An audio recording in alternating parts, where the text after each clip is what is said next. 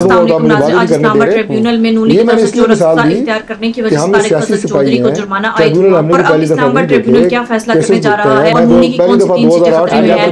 नदीम मलिक ने तारिक फजल चौधरी को शो में बुलाकर खुद एक्सपोज कर दिया। आइए पहले आज आपको जुर्माना क्यों? तारिक साहब, ये मामला आपके ट्रिब्यूनल के केसेस वाला है, जजों के खत वाला है, ये क्या कहानी है? तारिक जहांगीरी साहब निशाना क्यों बने? तारिक जहांगीरी साहब जो हैं वो जो करियर है बतौर वकील के, वो तकरीबन सारा इस्लामाबाद में गुजरा है। क्रेडिबल शख्सियत के हामिल हैं और एक ऑनेस्ट और कम्पिटेंट जज हैं। बाकी ये बात कहना कि ट्राइब्यूनल के केसेस वो सुन रहे हैं, मेरा ख्याल है इसके अलावा भी अगर सैकड़ों नहीं तो कम अज़ कम हज़ारों नहीं तो कम अज़ कम सैकड़ों केसेस ज़रूर इस वक्त उनकी अदालत में पेंडिंग है। इस वक्त आपका केस लगा हुआ है? तो हज़ारों में से हमारे भी 3 केस लगे हुए हैं, इसलिए इनको पिन पॉइंट करना मेरा ख्याल है ये टारगेट किलिंग आप करने की कोशिश। आज आपको 20,000 जुर्माना भी हुआ है? हमें आज जुर्माना हुआ है ना आपको?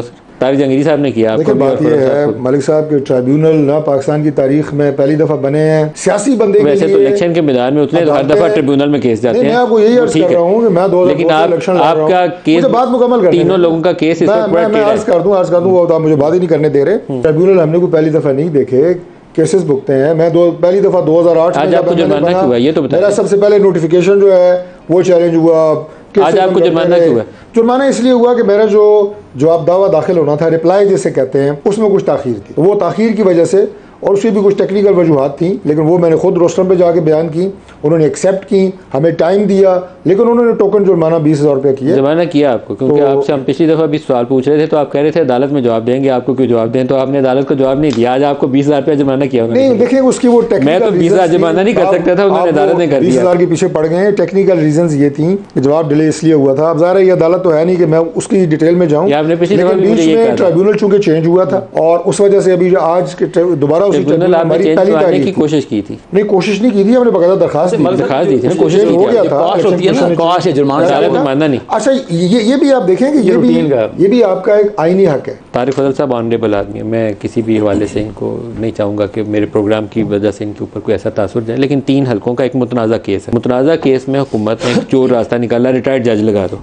उसके ऊपर इस्लामाबाद हाई कोर्ट ने एक पोजीशन, मलिक साहब मैं करेक्ट, रिटायर्ड जज का कानून आपने तब्दील किया था, मैं करेक्ट कर, आपने रिटायर्ड जज का रास्ता बदला था और अब आप लोग फंसे हुए हैं, तो आपने रिटायर्ड जज को हुकूमत के हवाले से मैं आतिफ खान साहब से सिर्फ मैं तो कहता हूं लाहौर की सारी सीटें आपकी, गुजारिश ये है लाहौर की सारी सीटें आप स्टेटमेंट ना बदले ना, पहले इस पे रहेंगे जो आपने कहा ये चोर रास्ता, ये चोर रास्ता। पहले मुझे जवाब तो देने दें। आज आप वो बने हुए हैं कमेंट्री वाले होते हैं जैसे। ये प्रोविजन इलेक्शन एक्ट 2017 में पहले से मौजूद थी। आपने लॉ चेंज किया, हमारी इंटरिम गवर्नमेंट के आखिरी 2 महीनों में वो रिटायर्ड जज वाला कानून आपने बदला, तब्दील किया गया, आपने बदला ना, और अभी दोबारा उसे अपनी असली हालत में रिस्टोर किया, इसलिए कि अब आपको जरूरत थी उसकी। हमारे कानून बैठे हैं, पूछ लें इनसे। वो सर्विंग जज काबू नहीं था सर, लॉ आपने बदला था कि नहीं बदला था? नहीं, हमने बदला था, इसलिए कि रिटायर्ड जज काम नहीं कर रहे। आपने कहा नहीं सर्विंग जज लगाओ ताकि वक्त पे ठक ठक फैसले हो, ठक ठक फैसला आने लगा।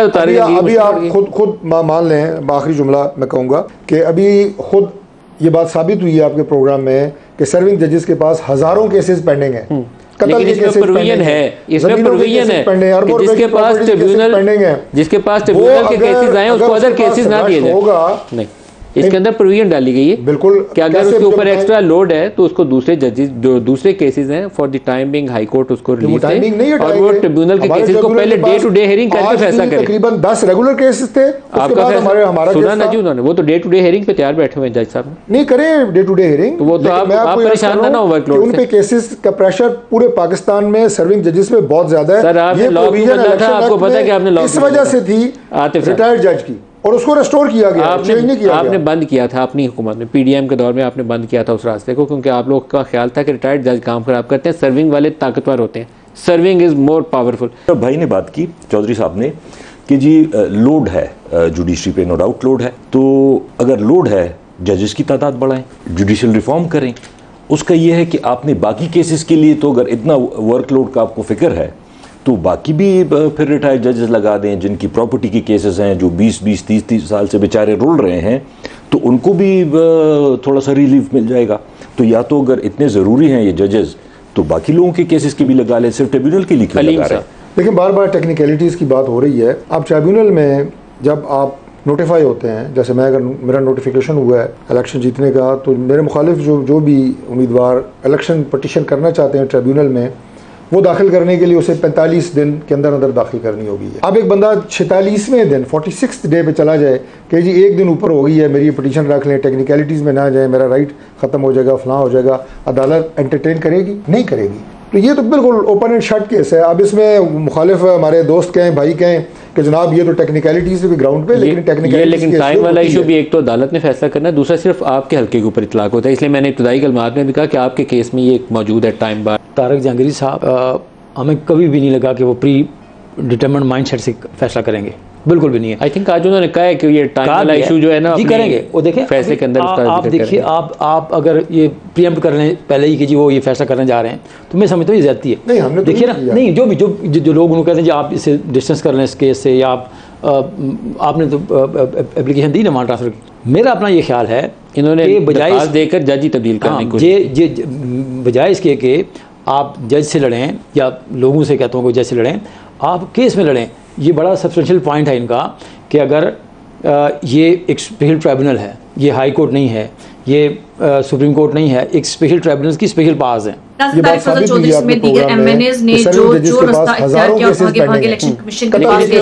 जहां पर इलेक्शन कमीशन ने जस्टिस तारिक जहांगीरी के ट्रिब्यूनल और इसके बाद इस्लामाबाद हाई कोर्ट ने अब ट्रिब्यूनल की तरफ से बार-बार दिया जा रहा है कि फॉर्म 45 और फॉर्म 47 जमा करवाए ताकि उनको इन्वेस्टिगेट किया जा सके कि कौन सच्चा है, पीटीआई या फिर दीगर। लेकिन आज तारिक चौधरी समेत दीगर एमएनएज इस मामले को लंबा ही खींचते चले गए और उन्होंने डॉक्यूमेंट जमा नहीं किया। इसी वजह से इनको जुर्माना भी किया गया है। जस्टिस तारिक जहांगीरी की तरफ से बड़े सख्त अहकाम दिए गए हैं कि जल्द अज जल्द डॉक्यूमेंट्स जमा करवाएं ताकि कानून आइन के मुताबिक फैसला किया जा सके। जबकि नाज़रीन हम सब जानते हैं कि नून लीग ने कभी भी कानून आइन के मुताबिक नहीं चले और ना ही आप चले। ये तो पूरी आवाम जानती है कि जिस तरह से नून लीग ने आवाम का मैंडेट चोरी किया और जबरदस्ती इस मुल्क पर मुसल्लत हो, और अब ये फॉर्म 45 भी जमा नहीं करवा रहे, इस मामले को लंबा ही खींचते चले जा रहे हैं क्योंकि इन्हें पता है कि अगर इन्होंने फॉर्म 45 जमा करवाए तो वो तो टेम्पर्ड है और इन्हीं टेम्पर्ड फॉर्म 45 की बेसिस पे ये आज कानून में फॉर्म 45 टेम्पर्ड होने की वजह से भी अदालत की तरफ से इनके खिलाफ सख्त कार्रवाई हो सकती है। लेकिन अगर ये फॉर्म 45 जमा नहीं करवाते तो इस पर भी अदालत इनके खिलाफ सख्त एक्शन ले सकती है और जुर्माना भी ले सकती है। नाज़रीन आपने वीडियो में देखा होगा नदीम मलिक ने जब तारिक फजल चौधरी से सवाल किया तो किसी भी सवाल का जवाब ना दे सके बल्कि आए बाएं शाएं करते रहे। नाज़रीन अगर इस्लामाबाद ट्रिब्यूनल की तरफ से कानून और आइन के मुताबिक फैसला किया जाता है और नाज़रीन अगर इस्लामाबाद ट्रिब्यूनल की तरफ से जाली मैंडेट पर आए एमएनएज की रुकनियत मुअत्तल होगी तो ये पीटीआई के लिए बहुत बड़ी फतह होगी और एक माहौल बन जाएगा और बाकी ट्रिब्यूनल्स भी कानून आइन के मुताबिक फैसला करेंगे क्योंकि वो यही सोचेंगे अगर इस्लामाबाद ट्रिब्यूनल इस तरह का कानून आइन के मुताबिक फैसला कर सकता है तो फिर लाहौर ट्रिब्यूनल और दीगर ट्रिब्यूनल्स भी इस बारे में बेहतरीन फैसला कर सकते हैं। इसीलिए नाज़रीन ये सब कुछ नून लीग को बहुत बड़ा खतरा महसूस हो रहा है क्योंकि अगर इस मामले में इस्लामाबाद ट्रिब्यूनल की तरफ से नून लीग की एक भी सीट चली गई तो फिर चोरी किया हुआ मैंडेट संभालना इनके लिए बहुत मुश्किल है। अभी तो नाज़रीन इनकी तरफ से जजेस पर दबाव डाला जा रहा है लेकिन जिस दिन एक भी जज डटकर खड़ा हो गया और कानून आइन के मुताबिक फैसला दे दिया तो उस दिन नून लीग का जीना मुहाल। पीटीआई की चोरीशुदा सीटों में से अगर एक सीट भी इन्हें वापस मिल गई तो ये मामला पीटीआई के लिए गेम चेंजर साबित होगा और पीटीआई को उनकी नशिस्तें वापस मिलना शुरू हो जाएंगी। इस बारे में क्या राय है कमेंट में जो बताइएगा। अगली वीडियो में मिलते हैं, तब तक के लिए अल्लाह।